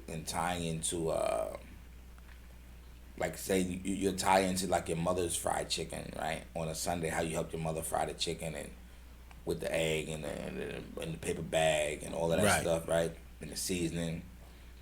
Then take it to my fried chicken, right? So to kind of be like linking. I got you. You putting the puzzle together for everybody. Putting the puzzle Painting together. Painting the picture with things that were my favorite places and everything. And then telling stories to it, but I don't want to get too carried away in the stories, because if I tell the stories too much, then people start focusing on the stories more than the product. Right, because it's all about really the recipes. It's all about the recipe. Right. Now, you never thought about teaching, man? I don't know if you haven't. You did any speakings at any? You know what I mean? Yeah, I do a lot of speaking. Okay. I do a lot of speaking. I do career days. Okay. I do a lot of speaking, because I think, I'm such an advocate for the hospitality industry, and I try to just tell young folks that, like, because one thing is young black men, what we need, and not young, any black men, we need praise. Right. And affirmation. Right. Constantly. And very few people get that, right? That's what thrives. It's not about what about us? What do we need? I said, no, I'm telling you what the head needs. Right. Right. And nothing gives you more praise and affirmation is being able to put out a great product constantly. Right? The average person, if they go to work, they might get a compliment in their quarterly review. Right? Right. In a restaurant, right? You're cooking right there on the spot. That was great. Chef, I love that. That was great. How'd you come up with that? Immediate praise. So it hits that euphoric sense in your head, right? Right. It's almost like, you have an actor that does plays, right?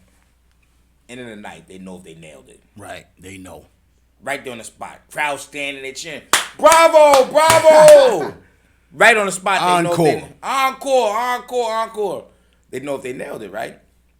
But then you take someone that's doing movies, they got to go through post-production. They got to go through all of this stuff. They got to put it in the movie theater. Then they're not around. They're not feeling the people as they're saying, man, Denzel blew that out the water, right? Right. When we saw him in Equalizer, we said, man, Denzel blew that out the water, right? Right. But then when you saw him do Fences with Viola Davis on Broadway, like you saw him do Fences, you're like, yo, this fucking dude blew this shit out the water, right? It's a different. It's a different feeling. Because at Broadway, you right there with the people. You right there with the people. So that's what. That's a good example too. Yeah, thank you. I could put them together. I know, Los. That was a great little example right there. God, you couldn't get more detail than that, but it makes sense though. Yeah, it makes sense. It makes sense, and that's what I'm about. I'm about things making sense. So that's what it is. It's like food. That's what it does, right? Right. So I share, man. I have folks working for me now that. I have folks working for me that were in prison. Right? So, like, they were in prison, like, dead.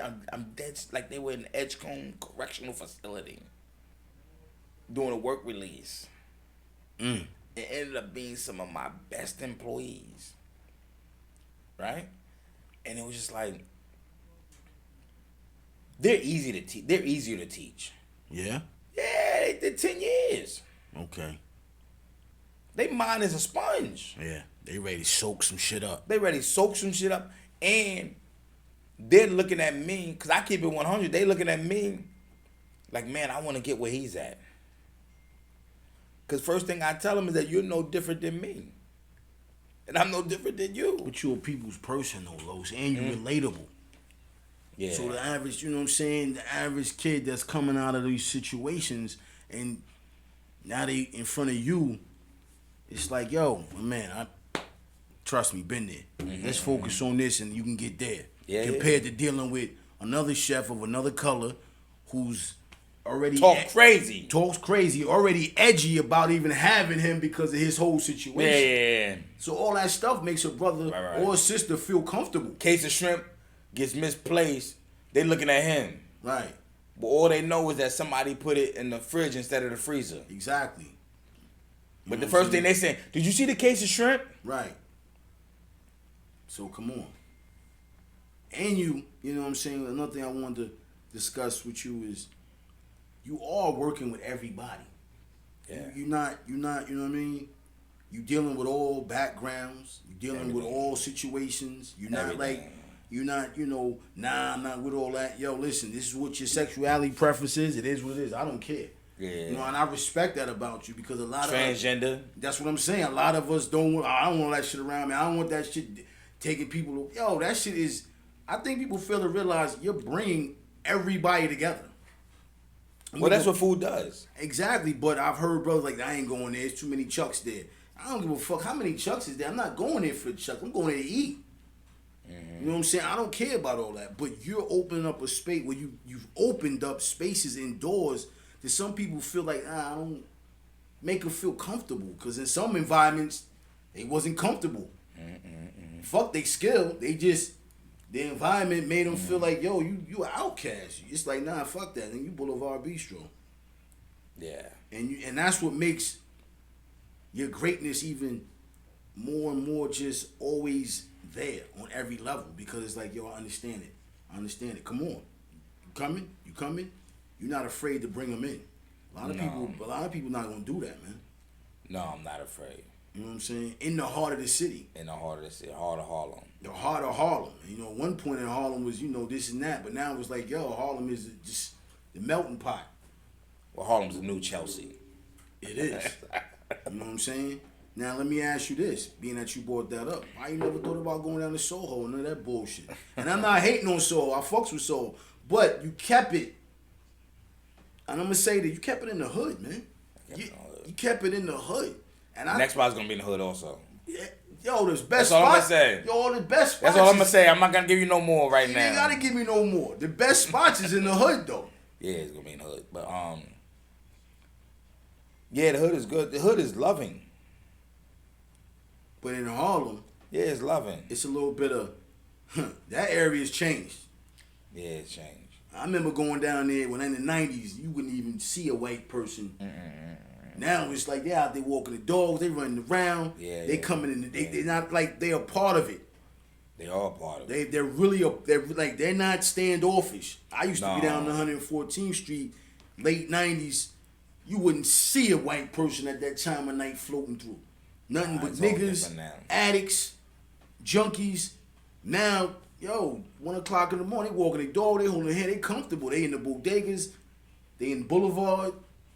Yeah, they're comfortable. It's like Harlem, like you said, is the new Chelsea, man. Well, also too, Harlem is bigger than both of us, Always has been. right? So it's bigger than us, right? So it's bigger than what we think it should be. Because it's not about what we think it should be, right? It's gonna be what it's gonna be, right?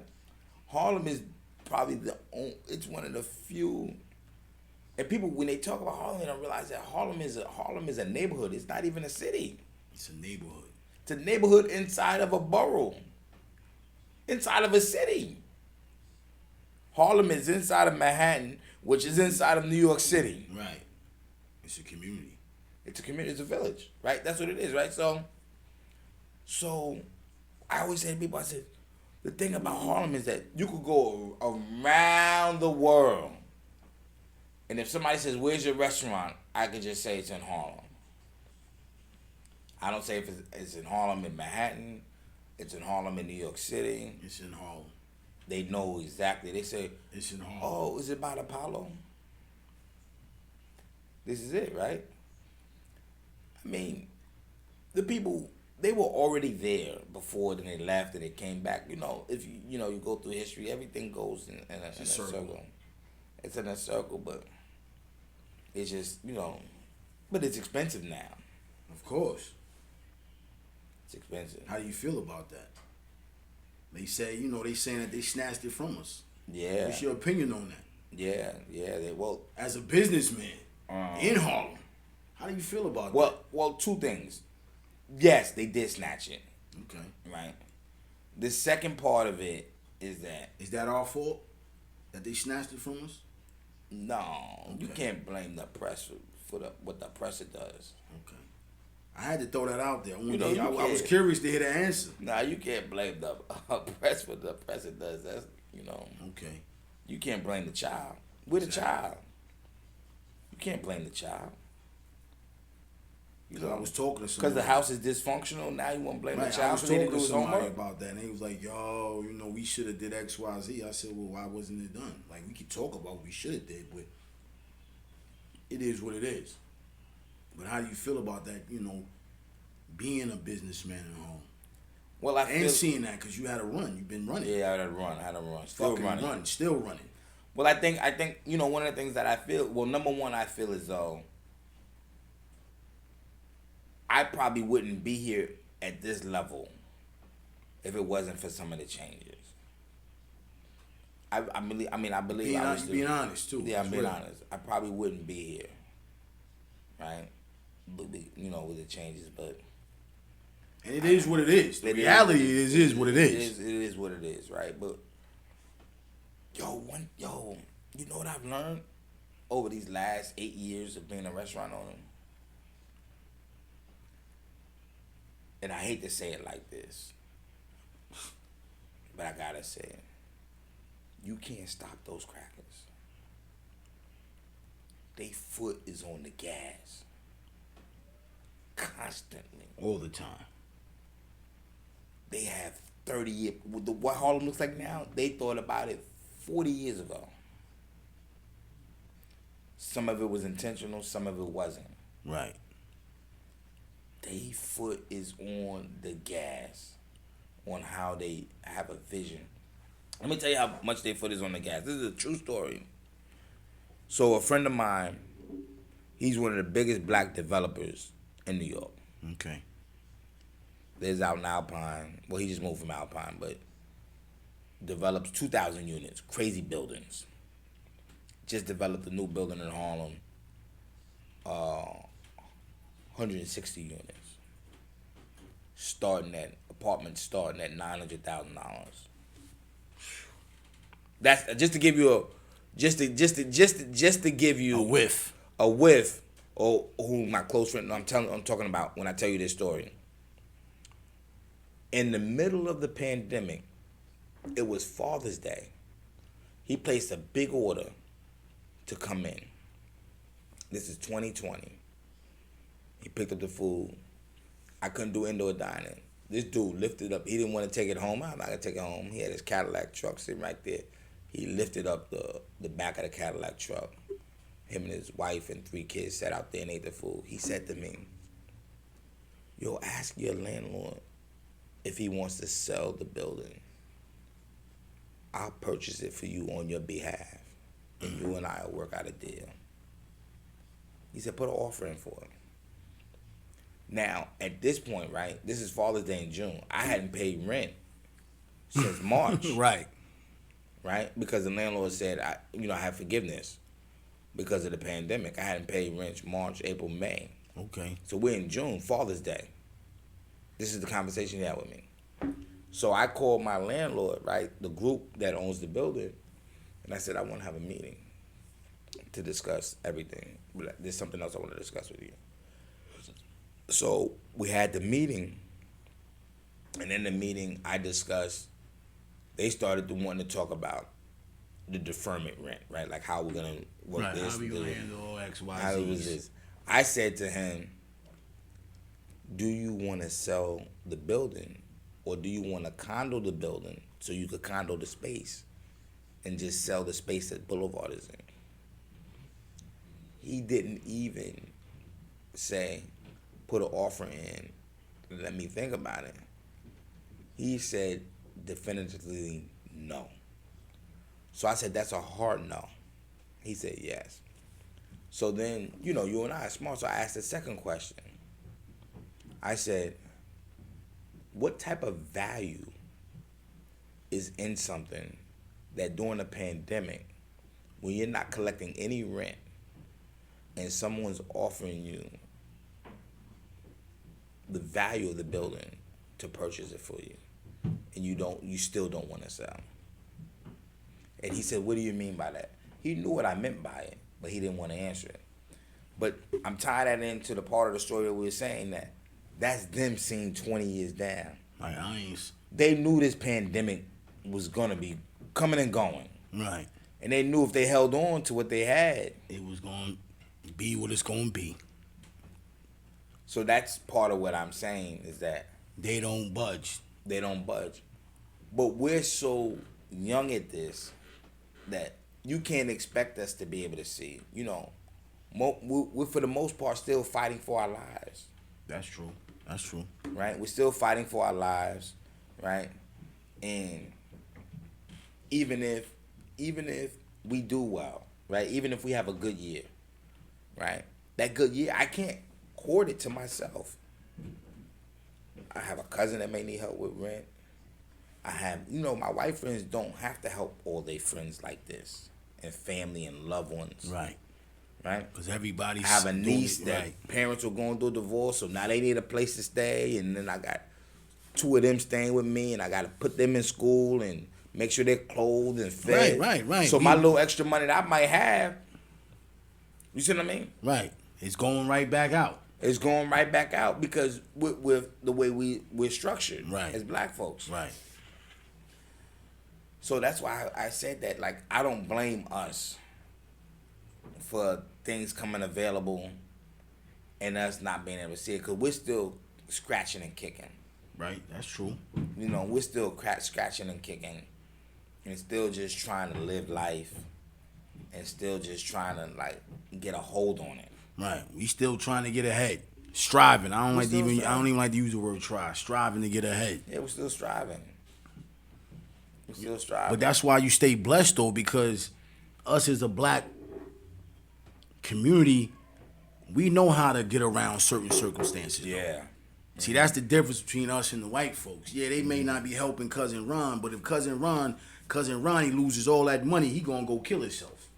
Yeah. They don't know how to deal with that. They lose it all. All right, We gonna all go to Chef Lowe's house, Uncle Lowe's house, That's it. and we gonna figure it out. Yeah. You get the air mattress, get this out. And one niece might work in the thing, the other one's going to school. That's exactly what happened. See, that's what I'm saying. That's what happened with my family business. No. I've seen it happen. No, that's exactly what happened. True story. Back when when Days was happy with my ex, right? So her nieces and all of them came and stayed with us, and then the older one, I said, "Oh, I need a host. Come on to the restaurant." So then Marquise was like, "Oh, take her with you to the restaurant." I said, "I get there early." So I get there like 7, 8 in the morning. So, today I was there at 6, right? So I get there at 7, 8 in the morning. So she comes with me at 10:30. Marquise comes and said, "Where the fuck is my niece?" I said, "You told her to take me to the restaurant." Right. She's 17 years old in the summertime. Right. She's 17, right? So she's like, "You told her to take me to the restaurant." I said, "I'm closing up. We still here. We got to close up." Right. You know what I mean? So that's kind of like to get, to piggyback on what you were saying. I understand that because my father had a business, and plenty of my cousins came and stayed with us and started working with my pops. Mm-hmm. So that's just the thing about us. We know how to. We may not enjoy it, but in a way, we all kind of enjoying it because we're putting the family on and we're teaching them, and we being blessed. It comes back. Yeah, it comes back. I don't know what I'm saying. It definitely comes back, man, and that's what makes us great. You know what I'm saying? As a community, as a whole, as individuals, compared to the others, they don't know how to handle. They don't know how to handle defeat. No. You know what I'm saying? But as we get ready to close out, man, Chef, I just want to thank you for coming through, taking the time out, chopping it up with me. Listen, man, much more success, much more blessings, man.